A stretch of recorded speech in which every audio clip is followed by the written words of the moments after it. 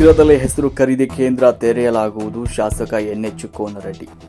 ಅತಿಯಾದ ಮಳೆಯಿಂದ ರೈತರು ಬೆಳೆದ ಹೆಸರು ಕಾಳುಗಳು ಮಳೆಗೆ ಸಿಲುಕಿ ತೇವಾಂಶ ಆಗಿರುವಂತಹ ಘಟನೆಯನ್ನು ವೀಕ್ಷಣೆ ಮಾಡಿ ಶಾಸಕರು ಮಾತನಾಡಿದರು.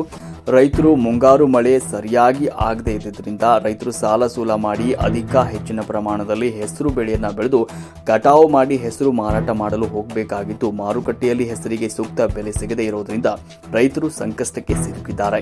ರೈತರು ಬೆಳೆದ ಬೆಳೆಗೆ ಮಾರುಕಟ್ಟೆಯಲ್ಲಿ ಎಂಎಸ್ಪಿ ದರಕ್ಕಿಂತ ಕಡಿಮೆಯಾದರೆ ಸರ್ಕಾರ ಮಧ್ಯಪ್ರವೇಶಿಸಿ ಬೆಂಬಲ ಬೆಲೆಯಲ್ಲಿ ಖರೀದಿ ಕೇಂದ್ರದ ಮೂಲಕ ಖರೀದಿಸಲು ನಿಯಮ ಕೈಗೊಳ್ಳಲಾಗಿದೆ. ಹೆಸರು ಕಾಳು ಎಂಎಸ್ಪಿ ದರ 8,682 ನಿಗದಿ ಮಾಡಿದ್ದಾರೆ. ಆದರೆ ಮಾರುಕಟ್ಟೆಯಲ್ಲಿ 6,000 ರಿಂದ 7,000 ಖಾಸಗಿಯವರು ಖರೀದಿ ಮಾಡ್ತಾ ಇದ್ದಾರೆ. ಇಷ್ಟರೊಳಗೆ ಜಿಲ್ಲಾ ಹಾಗೂ ತಾಲೂಕು ಆಡಳಿತದ ವತಿಯಿಂದ ಎಲ್ಲ ಕಡೆ ಬೆಂಬಲ ಬೆಲೆಯಲ್ಲಿ ಹೆಸರು ಖರೀದಿ ಕೇಂದ್ರ ಪ್ರಾರಂಭಿಸುತ್ತಾರೆ ಅಂತ ರೈತರು ಹೆಸರು ಕಾಳು ದಾಸ್ತಾನು ಮಾಡಿಕೊಂಡು ಎಲ್ಲಾ ಗ್ರಾಮಗಳ ರಸ್ತೆ ಹಾಗೂ ಖಾಲಿ ಇರುವ ಜಾಗದಲ್ಲಿ ಒಣಗಿಸುತ್ತಾ ಹಗಲು ರಾತ್ರಿ ಕಳೀತಾ ಇದ್ದಾರೆ. ಇತ್ತೀಚೆಗೆ ಆಗಾಗ ಮಳೆ ಪ್ರಾರಂಭವಾಗಿ ಹೆಸರು ಕಾಳು ಹಸಿ ಆಗ್ತಾ ಇದ್ದು ರೈತರು ಬಹಳ ತೊಂದರೆಯಲ್ಲಿದ್ದಾರೆ. ಇನ್ನು ಸದ್ಯದಲ್ಲೇ ಹೆಸರು ಖರೀದಿ ಕೇಂದ್ರವನ್ನು ತೆರೆದು ರೈತರಿಗೆ ಅನುಕೂಲ ಮಾಡಿಕೊಡಲಾಗುವುದು ಅಂತ ಶಾಸಕ ಎನ್ಎಚ್ ಕೋನರೆಡ್ಡಿ ಅವರು ಭರವಸೆಯನ್ನ ನೀಡಿದರು.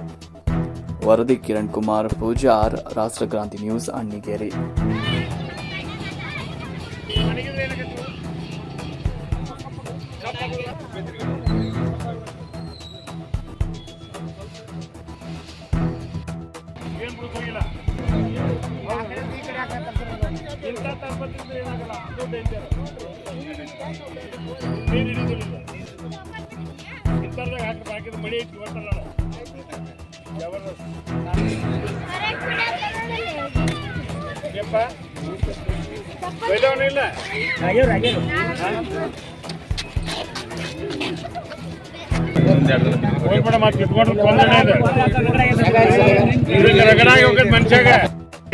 ತಿಳಿಸುವುದರ ಮೂಲಕ ಇವತ್ತೇನು ಬಿಸಿಲು ಬಿದ್ದೈತಿ, ಈ ಬಿಸಿಲು ಮಳೆ ಎರಡಕ್ಕೂ ಮನವಿ ಮಾಡ್ಬೇಕಾಗೈತಿ. ನಾವು ಕೆಲಸ ಇನ್ನೊಂದು 8 ದಿವಸ ಬಿಟ್ಬಿಟ್ರೆ ಎಲ್ಲ ಚೊಕ್ಕಾಗಿ ಬರ್ತೇವೆ. ಖರೀದಿ ಕೇಂದ್ರ ಪ್ರಾರಂಭ ಮಾಡೋಕೆ ಈಗಾಗಲೇ ಮುಖ್ಯಮಂತ್ರಿಗಳಿಗೆ ಮತ್ತು ಶಿವಾನಂದ ಪಾಟೀಲ್ರು, ಎಪಿಎಂಸಿ ಸದಸ್ಯರು, ಮಂತ್ರಿಗಳು ಅವ್ರಿಗೆ ಈಗಾಗಲೇ ಮನವಿ ಮಾಡೀನಿ. ಆಮೇಲೆ ರಾಜೇಂದ್ರ ಮನವಿ ಮಾಡೀನಿ, ಕಂದಾಯ ಸಚಿವರು ಮನವಿ ಮಾಡೀನಿ, ಕೃಷ್ಣ ಬೈರೇಗೌಡರು ಮನವಿ ಮಾಡೀನಿ.